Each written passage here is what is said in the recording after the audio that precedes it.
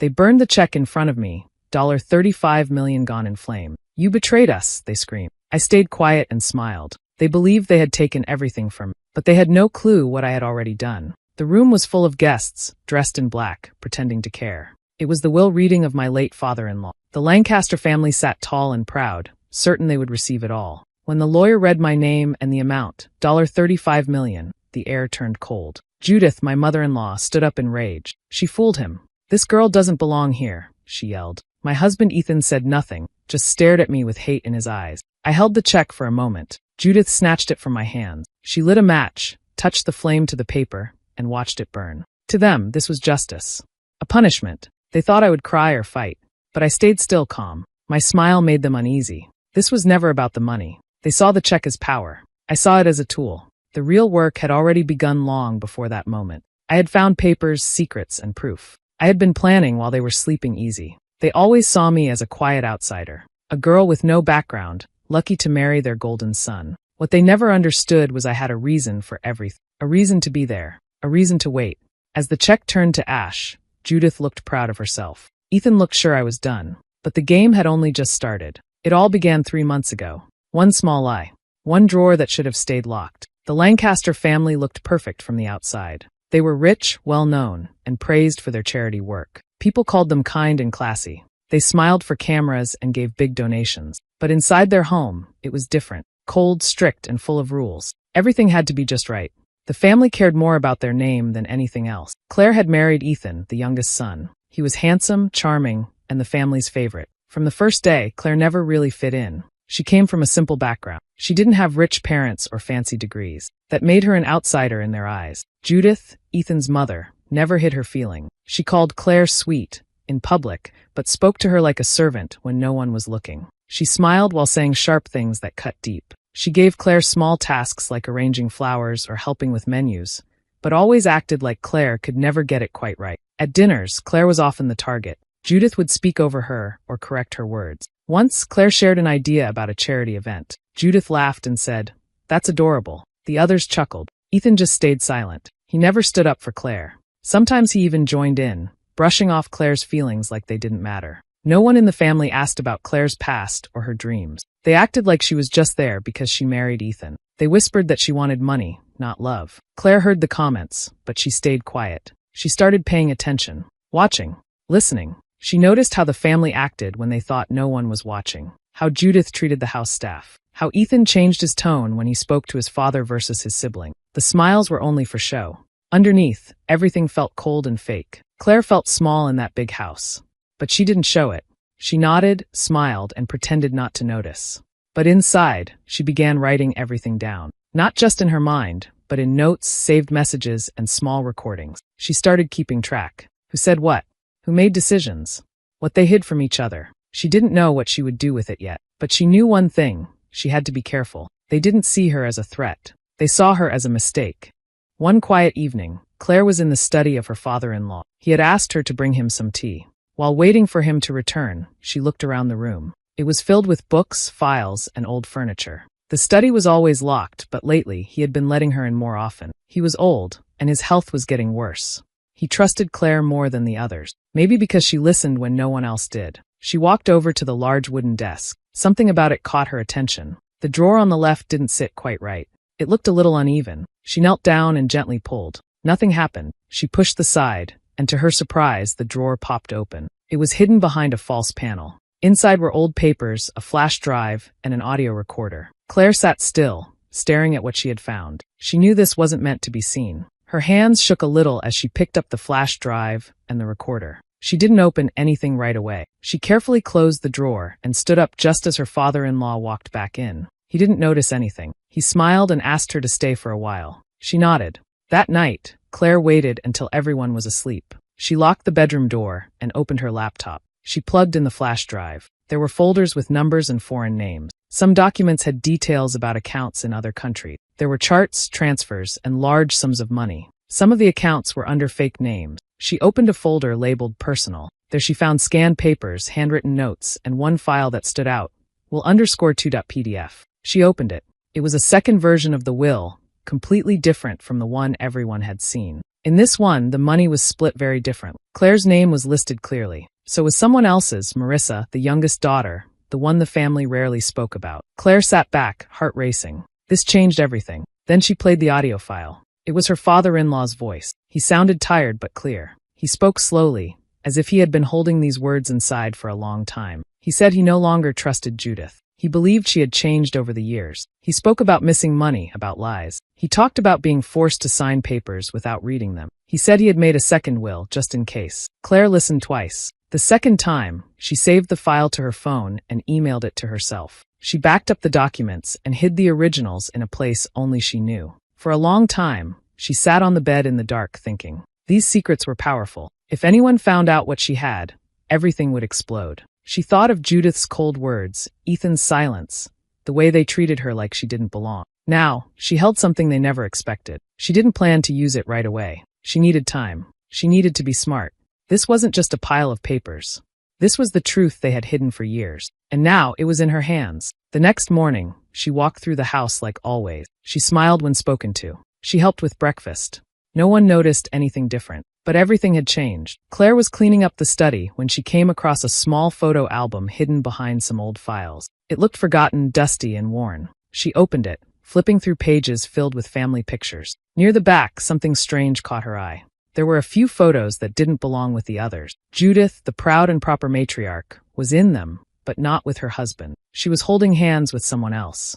The man was the family lawyer, always close to the Lancasters, always trusted. In some pictures, they were sitting too close at a restaurant. In others, walking into a hotel late at night. The way they looked at each other told the truth. It wasn't business. It wasn't friendship. It was something else. Claire felt no surprise, only quiet understanding. Judith had secrets of her own. Days later, Claire overheard Ethan talking softly on the phone. He was in the hallway, thinking no one could hear. His voice was low and kind, filled with affection. Claire stayed still, listening. When he said, "I'll see you soon," and ended the call, she didn't need to ask. Later, she checked his phone when he wasn't paying attention. There were messages from a young woman named Tara. They were full of hearts, short videos, and inside jokes. Tara worked with Ethan. The truth was clear. The perfect family image was now full of cracks. Claire saw it all. The lies, the cheating, the fake smiles. But she stayed quiet. Around them, she acted the same, polite, calm, kind. Inside, she was watching everything. She began writing things down. Photos, messages, dates, small signs others would miss.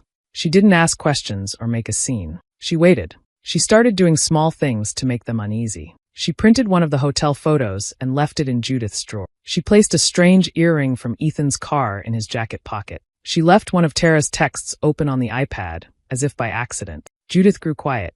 Ethan became nervous. They looked at each other with doubt. Whispers filled the house. Claire pretended not to notice. She smiled during meals, thanked Judith for her cooking, kissed Ethan goodbye in the morning. But every day, she watched them fall apart a little more, and she said nothing. Claire began putting her plan in motion. She knew the family had done many wrong things over the years, especially with money. She had seen secret files, heard hidden truths, and watched them lie to others. Now, she wanted to make sure someone else knew too. So she made a quiet phone call using a number no one could trace. Then another. She didn't give her name. She only gave facts. She sent documents and numbers to the tax office. She told them to look deeper into the Lancaster family's accounts. After that, she waited. At the same time, Claire reached out to someone the family never talked about anymore, Marissa, the youngest daughter. Years ago, Marissa had a hard time. She got into trouble, used drugs, and made bad choices. Judith said she had shamed the family. No one visited her. They acted like she didn't exist. Claire found Marissa living in a small apartment across town. She knocked on the door, and when Marissa opened it, her face showed shock. "What are you doing here?" she asked. Claire said she didn't come to judge. She came to talk. They sat down with coffee. Claire didn't lie. She told Marissa about the second will. She explained what she had found: hidden accounts, secret documents, and an audio recording. She said Judith had cheated, and the lawyer had helped her. She also said Marissa's name was in the second will, written clearly. Marissa was quiet at first. She looked at Claire with doubt. "Why tell me this?" she asked. Claire said, "Because they threw you away, and they want to do the same to me." Marissa sat back and thought for a long time. Then she nodded. She said she had things to share too, things no one else knew. In the weeks that followed, Marissa gave Claire folders full of information. Old messages, photos, emails, and stories. She had saved everything. There were details about the family's fake donations, stolen money, and secret deals. Claire read every word and saved everything in a private folder. While everyone in the Lancaster house was busy planning the will reading, Claire was working behind the scenes. She went into the office late at night. She found the files the family had prepared. Then, carefully and slowly, she made changes. She didn't destroy anything. She just switched a few papers. She moved some numbers, changed a few lines, and replaced the final version with the one her father-in-law had signed in secret. No one noticed. They were too busy arguing over who deserved what. Claire never raised her voice. She never made a scene. She smiled at the dinners, helped with the clothes for the event, and acted like nothing had changed. But inside, she knew she had already changed everything. The truth was hidden in plain sight, ready to show itself at the right time. The room was large and full of soft light. Expensive chairs lined the sides. Everyone in the Lancaster family had dressed their best. They were smiling, drinking champagne, and speaking with pride. Judith sat straight, looking pleased. Ethan stood close to her, calm and confident. They all believed the money would stay with them. Claire sat quietly at the edge of the table. She wore a simple dress, her hands folded in her lap. She listened as the family joked and whispered. No one spoke to her much. They looked at her like she didn't matter. The lawyer entered the room with a folder. He placed it on the table, opened it slowly, and cleared his throat. "This is the final will of Mr. Henry Lancaster," he said. The room went silent. Everyone watched as he began to read. He named the smaller gifts first: charities, staff, old friends. Then he came to the main part. The majority of the estate, including property and funds totaling $35 million, he paused, is to go to Claire Lancaster. For a moment, no one moved. The room froze. Then a loud gasp came from Judith. She stood up suddenly, her face full of rage. "This is a lie," she shouted. "You tricked him. You used him. He would never give that to you." Ethan stepped forward, his voice sharp. "This doesn't belong to you," he said. "Sign it over to the family. Now." Claire stayed seated. Her voice was calm. "No, I won't."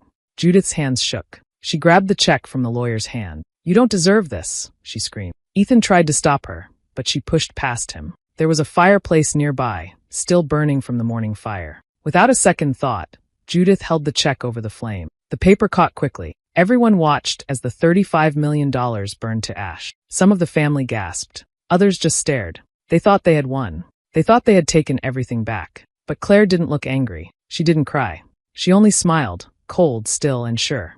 No one understood her smile. It was not the smile of someone who lost.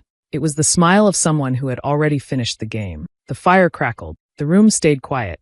Claire sat back in her chair. They thought they had ruined her, but they had no idea what she had already done.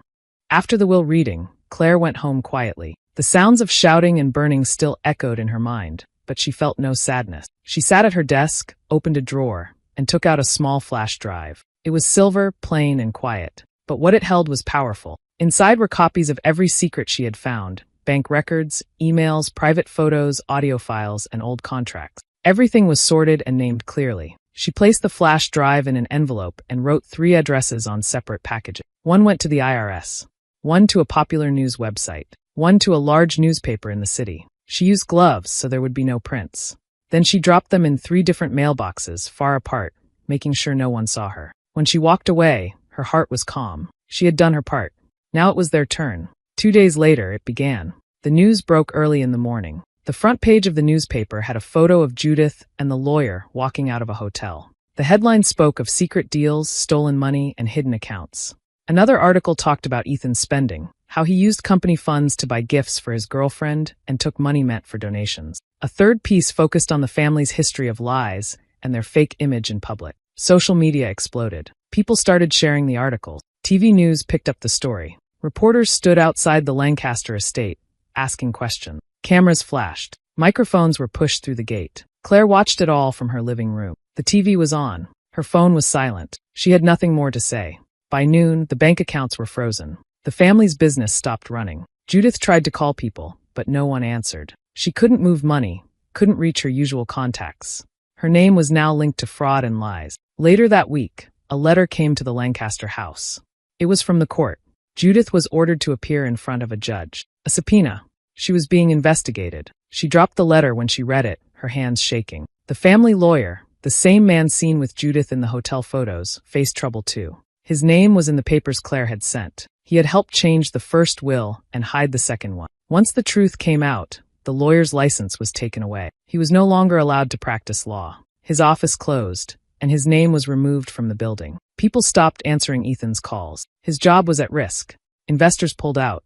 Clients left. The company was falling, and he had no one to blame but himself. He sat in his office, staring at the wall, unable to fix what was broken. Through all of this, Claire said nothing. She didn't make a post, give an interview, or ask for praise. She simply stayed home, reading books and drinking tea. Sometimes she would turn on the news for a few minutes, just to see what was happening. Then she would turn it off again. The house felt quiet, peaceful. She didn't smile in public or laugh out loud. But inside, she felt something different. Not joy, but peace.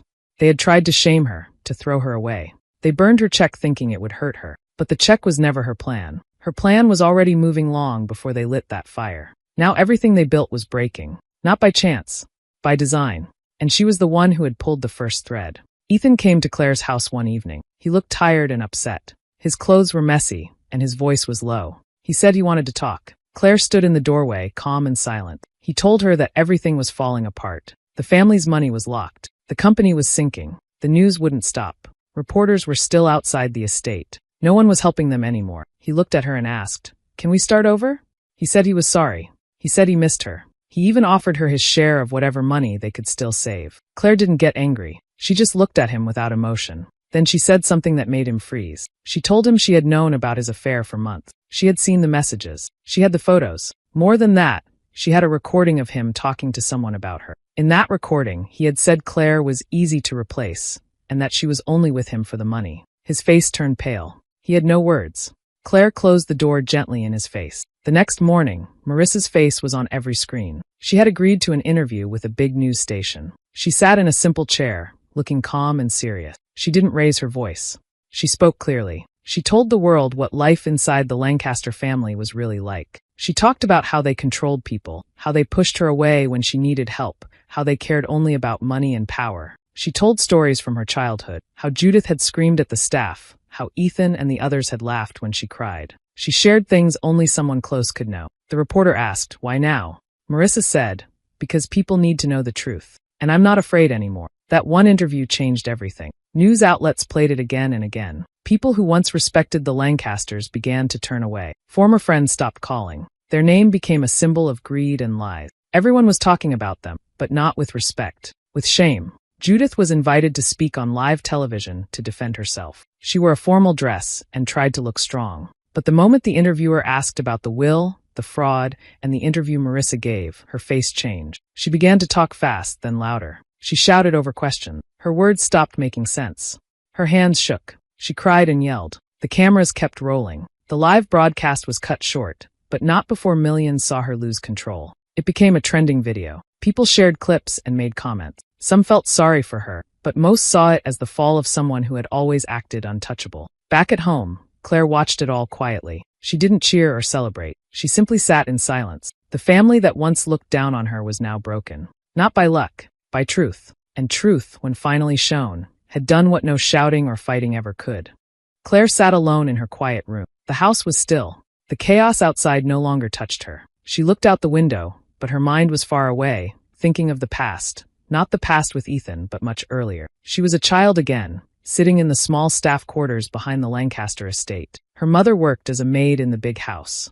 Every day, her mother cleaned floors, washed clothes, and served food with care. She worked hard and never complained. Claire remembered watching her mother leave early in the morning and come home late, always tired but smiling. One day, everything changed. Judith had lost a bracelet, an expensive one. Without asking questions, she blamed Claire's mother. There was no proof, but Judith's word was enough. She called her a thief in front of the other staff and fired her on the spot. Her mother tried to explain, but no one listened. The guards were told to escort her out. Claire stood nearby, holding her mother's hand, confused and afraid. They left with nothing but a small bag of clothes. Her mother cried that night, not because of the job, but because of the shame. Claire sat beside her and promised she would never forget what happened. She didn't. Years passed. Claire grew up and went to college. She met Ethan during a school event. He was kind, charming, and warm at first. She didn't know he was part of the same Lancaster family until much later. When she found out, she almost walked away. But something inside her paused. She remembered her promise. Still, she didn't plan anything then. She married Ethan for love, even if a small voice in her heart still held that pain. At first, she thought maybe the family had changed, but they hadn't. Judith still gave her cold looks. The others treated her like she didn't belong. They whispered about her background, about her clothes, her voice. Ethan stopped defending her. Slowly, Claire saw the same pride and cruelty that had destroyed her mother's life. Everything inside her turned quiet. Not angry, just clear. She didn't shout. She watched. She listened. She waited. Then the day came when she opened a drawer in the study and found papers, recordings, and secrets. In that moment, something clicked. It was not just revenge. It was justice. She copied everything carefully. She made a plan. She didn't need to scream or break things. All she had to do was tell the truth at the right time. The truth would do the rest. The fire they set when they burned her check did not destroy her. It only marked the start of their fall. Claire never cared about the money. Not really. What she wanted was simple: to make them feel the pain they once gave so freely. To take away their power, their name, their pride. Just like they took away her mother's honor. Now it was done.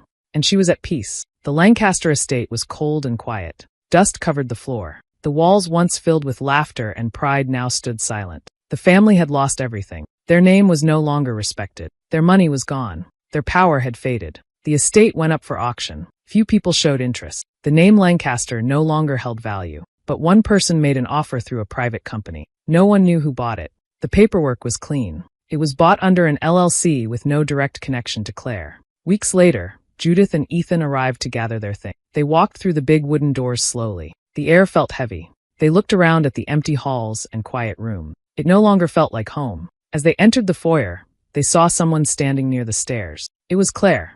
She wore a simple dress and looked calm. Judith froze. Ethan said nothing. Claire looked at them without anger. Her voice was steady. She told them she now owned the house. She let them come in this one last time to take what belonged to them. Then she gave them a choice: leave now and stay silent, or she would release the rest of what she had: more recordings, more proof, more secrets. The files would destroy what little was left of their name. Judith opened her mouth, but no words came. Her hands trembled. Ethan looked away. Neither of them argued. They picked up their boxes and walked out the door. No shouting. No threats. Just silence.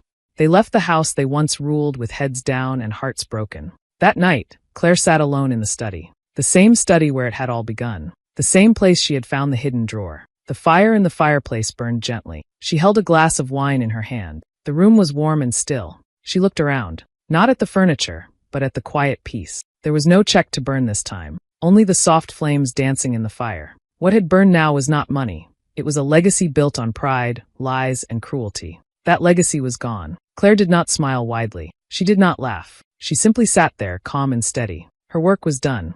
And this was her final move. Was Ethan right to walk away from it all? Or should he have stood by his family one last time? I'd love to know what you think. Share your thoughts in the comments. If stories like this keep you hooked, don't forget to subscribe and hit the bell for more twists ahead.